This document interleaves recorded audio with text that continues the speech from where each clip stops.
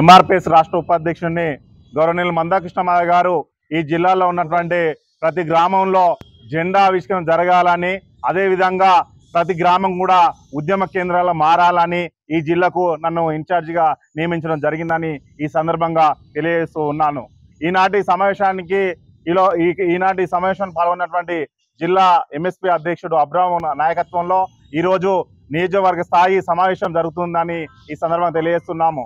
గౌరవ శ్రీ మందాకృష్ణ మాదిగ గారు 31 సంవత్సరాలుగా ఈ దేశంలో ప్రపంచంలో కన్నీ విరిగని రీతిలో మన ఉద్యమాన్ని ప్రారంభించుకొని ఈరోజు అనేక విజయాలు సాధించినామని ఈ సందర్భంగా తెలియజేస్తూ ఉన్నాను.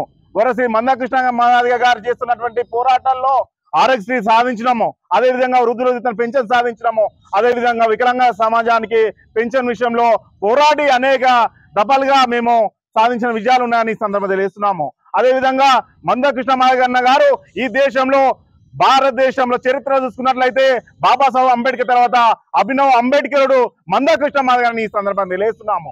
ఈ సమాజంలో మాదిగ జాతికి కనీసము గుర్తు పెట్టుకునే విధంగా ఈ సమాజం చూడలేదు.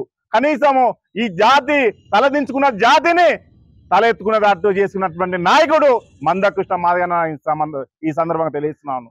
వాస్తవానికి ఈ సమాజంలో పేద కులాలు ఏవైతే ఉన్నాయో 59 కులాల కోసానికి ఎస్సీ రిజర్వేషన్ల వర్గీకరణ ఉద్యమాన్ని ప్రారంభించి ఈ రోజు సుప్రీంకోర్టు ద్వారా గౌరవ సుప్రీంకోర్టు ద్వారా మేము సాధించి అంతిమంగా విజయం సాధించడామని ఈ సందర్భంగా తెలియజేస్తున్నాము.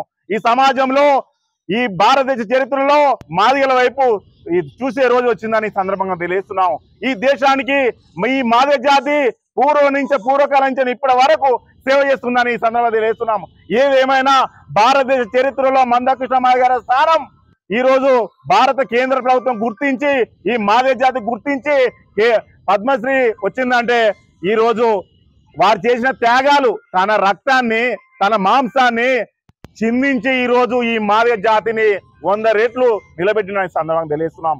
ఈ రోజు మేము వచ్చిన ఉద్దేశం ఏంటంటే ఖచ్చితంగా ఇక్కడ ఉన్నటువంటి సంగారెడ్డి జిల్లాను జైరాబాద్ కేంద్రంగా ఉద్యమాన్ని మరింత బలోపేతం చేసి ప్రతి గ్రామంలో జెండా ఆవిష్కరణ చేసి అదేవిధంగా విద్యార్థులను ముందు వరుసలో ఉంచి అదేవిధంగా ఉద్యోగస్తుల ముందు వరుసలో ఉంచి మేధావుల ముందు వరుసలో ఉంచి ఖచ్చితంగా రేపు భవిష్యత్తులో ఖచ్చితంగా గ్రామీణ స్థాయిలో మాదిగలు శక్తివంతంగా తయారు చేసి భవిష్యత్తులో మందాకృష్ణ మాదిగను తీసుకున్న నిర్ణయానికి లక్షలాది మంది వేలాది మందిగా తరలి వచ్చే విధంగా తయారు చేసుకున్నకు మేము కంకణ బద్దులమైన ఉన్నామని ఈ సందర్భంగా తెలియజేస్తున్నాము.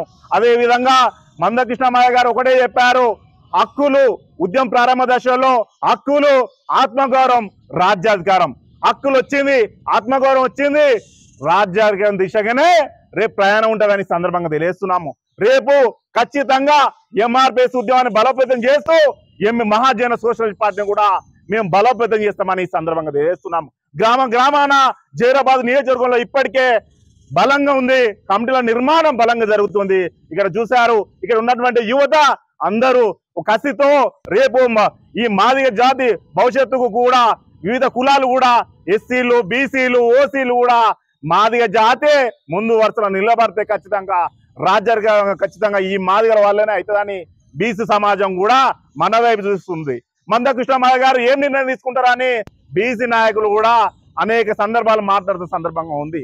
ఏదేమైనా జైరాబాదు ఖచ్చితంగా సంగారెడ్డి జిల్లాను అద్భుతంగా ఉద్యమ కేంద్రంగా మార్చే వరకు మేము పనిచేసి మందాకృష్ణ మాదిగ గారికి తెలంగాణ జిల్లాలో అగ్రస్థాయిలో నిలబెట్టే విధంగా మేమందరం పనిచేసి ఇక్కడ ఉన్నటువంటి ఎంఎస్పీ జిల్లా అధ్యక్షుడు అబ్రహం నాయకత్వంలో, ఉల్లాస్ నాయకత్వంలో జైరాబాదును అద్భుతంగా ఉద్యమ కేంద్రంగా మారుస్తామని సందర్భంగా తెలియజేస్తున్నాం.